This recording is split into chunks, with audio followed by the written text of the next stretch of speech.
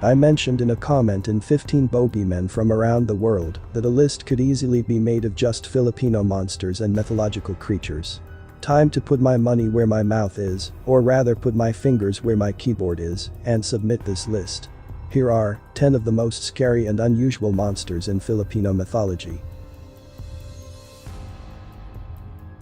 Number 10. Asswang. The Asswang is probably the most common of Filipino monsters, since there are so many different kinds. In general, they are shapeshifters who are human by day, and then at night turn into a dog, a pig, a bat, cat, snake. The type of animal depends on the regional lore. They break into funeral homes and steal recent corpses. They are also known to enter homes to drink human blood, and can turn people into Asswang by tricking the human to bite them in return. The Asswang are especially hungry for human fetus, so some of the more superstitious stories include neighborhoods patrols set up in front of the home of a pregnant woman to protect her from wandering stray animals, in case they are the Asswang in disguise. Number 9. Matriculin. The Matriculin is one of many Filipino creatures who attack pregnant women. This particular creature first impregnates a virgin, before coming back later to kill the woman and eat the fetus, although some stories say that both mom and baby are eaten. Some stories claim that the woman is not a virgin, but rather married and already pregnant. To protect the mother and child, the husband must swing a balisong, pictured above, or butterfly knife, above the woman's belly while she is in labor. This leads one to wonder, which is scarier, an invisible mythological creature, or the father of your unborn child brandishing a knife above your abdomen? Number 8. Capri. These are hairy giants with glowing eyes and a cigar that never burns out. They can usually be found sitting atop of trees waiting for nightfall to scare naughty children who are outside of their homes late at night.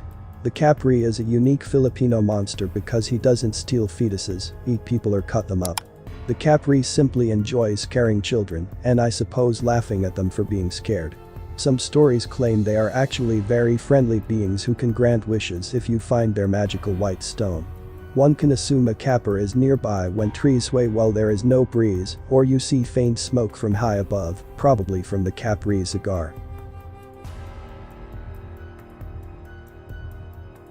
Number 7. Dewinda. These are tiny human-like creatures that live underground. There are two main types of Dewinda. The Dewinda poti, who are supposedly kind creatures who bring about good luck, or the Dewindetum, who are mean folk that like to play pranks on humans. They generally keep to themselves and only interact with humans when their homes are disturbed. For example, a kindly farmer who takes care of his plot may be rewarded by the Dewinda puti with a greater abundance of crops than usual. However, someone who kicks an anthill on or near the home of a Dewindiatum will be punished with a myriad of ailments from twisted mouth to swollen testicles. The best way to avoid Dewind of any kind is to say tabi tabi po aloud before entering what might be their space.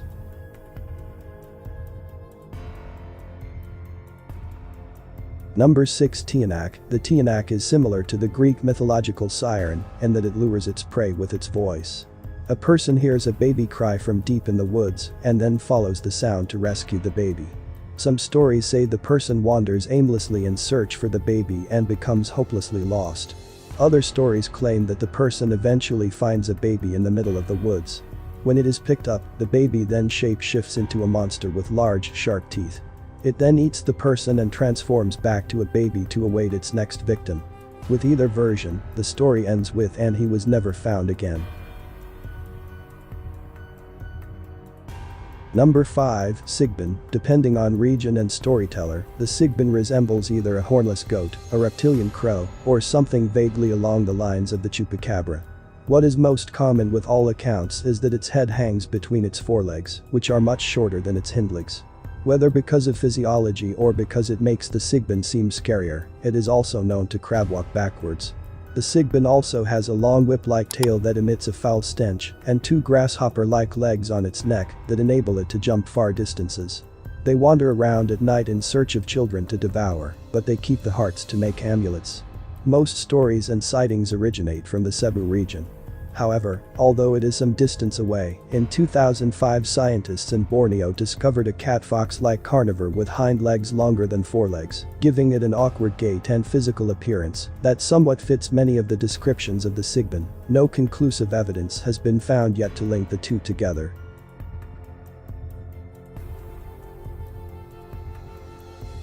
Number 4. Tickblang. The Tickblang is described as having the head of a horse, the body of a man, and the hooves of a horse where human feet would be. In northern regions, the Tickblang is considered a nuisance but generally harmless. They enjoy disorienting weary travelers and making them imagine things that don't exist. Travelers can easily stop the pranks by turning their own shirt inside out and asking the Tickblang to stop bothering them. The stories of Tickblang from southern regions paint the creature as a much more sinister monster. He has glowing red eyes, a large cigar and smells of the stench of burning hair. When angered, and he angers easily, the Tickblang will stamp you to death. To tame the beast, the person must pluck the one of 3 unusually long hairs found in its mane. After that, the Tickblang is your slave. Folklore states that when the sun shines through the clouds while it is raining, a pair of Tickblang are getting married.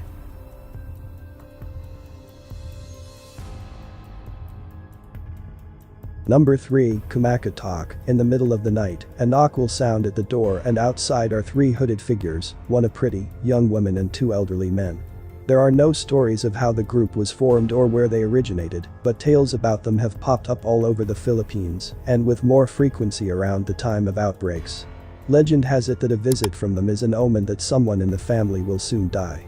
There are no paintings or hangings that can keep them at bay. Leaving the door unanswered does not help either. They simply knock and leave, and then someone would still die shortly thereafter.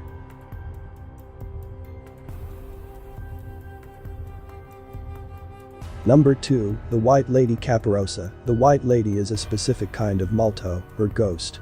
Most multo tend to be family members who come back to certain relatives to take care of unfinished business, but the White Lady is unique in that she doesn't appear to only her relatives, or even to specific people she knew when alive. Many sightings have reported her in empty buildings, near forests and on cliffs. However, she is most commonly reported seen along Bali Drive in Quezon City. She was a young lady who was raped and killed by 2 Japanese soldiers during World War II. While there haven't been stories of the White Lady being a purposefully malicious being, she has been reported as the cause of more than a few car accidents by drivers who look in their rearview mirror and see a young lady in the backseat wearing a white dress. Sure, some strange, unknown lady sitting in your backseat is bad enough, but the White Lady is also said to have no face or a face covered in blood.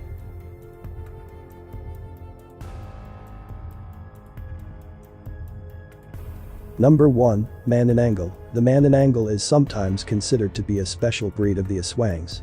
They are sometimes referred to as tick-tick because of the sound it makes while in flight. To confuse its victims, the tick-tick sound becomes fainter as she nears. These creatures generally take on the form of a beautiful woman with large, leathery bat wings. The lower half of her body takes root to the ground, while the upper part detaches as she flies in search of food. The Manananggal has a taste for human blood, and a particular craving for the hearts of human fetuses which it retrieves with its long, proboscis-like tongue. Like the Western culture's vampire, the Manananggals hate garlic and salt, so hanging garlic or placing a bowl of salt near the window is the best way to keep them away. To kill a Manananggal, one must find the lower body and spread salt, or ashes on the open wound. That prevents the 2 halves from joining and transforming back to human form when daylight breaks.